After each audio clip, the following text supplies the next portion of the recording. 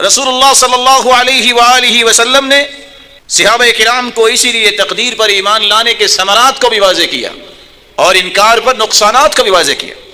ताऊस कहते हैं मैंने 300 सहाबा से सुना और उनसे ये बात समझी, और 300 सहाबा ये कह रहे थे कि हर चीज अल्लाह के फैसले के मुताबिक ही होती है। हत्तल अज्ज़, रसूलुल्लाह सल्लल्लाहु अलैहि वसल्लम ने फरमाया कुल्लु शैइन बिक़दर हत्तल अज्ज़ वल कैस, हर चीज अल्लाह के फैसले के मुताबिक होती है, यहाँ तक कि आजिज़ी और यहाँ तक कि अक्लमंदी, ये अल्लाह ज़ुल जलाल के फैसले पर ही मुनहसर है।